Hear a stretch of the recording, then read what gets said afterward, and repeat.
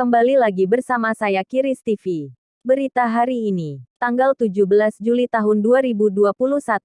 Amnesty International. Revisi UU Otsus Papua berpotensi kian mengancam hak OAP. Sumber berita, Tempo.co.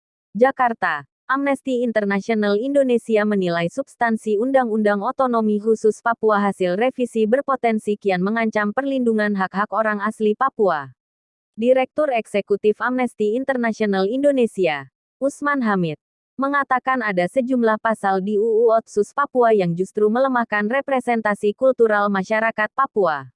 Ke depan, jaminan perlindungan hak-hak orang asli Papua berpotensi semakin terancam, kata Usman dalam keterangan tertulis, Jumat, tanggal 16 Juli tahun 2021.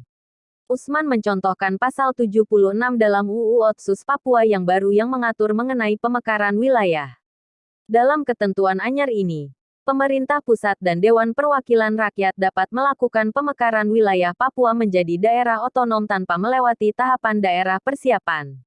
Usman mengatakan hal ini bertentangan dengan UU Otsus Papua versi sebelumnya.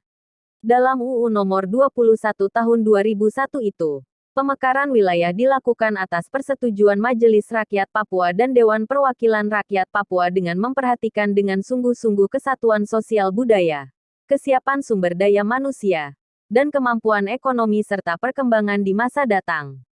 Itu melemahkan wewenang Majelis Rakyat Papua sebagai representasi kultural orang asli Papua dan memperkuat wewenang pemerintah pusat di Papua, ujar Usman.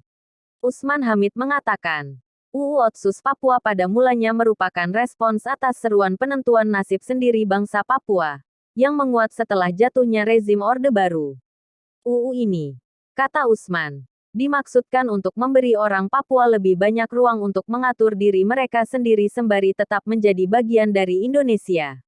Salah satu fokus utama dari perlindungan hak-hak orang asli Papua, yakni masyarakat adat. Istilah masyarakat adat dan masyarakat hukum adat muncul 62 kali dalam teks undang-undang tersebut. Namun dalam praktiknya, Usman melanjutkan, perlindungan-perlindungan itu tidak berjalan.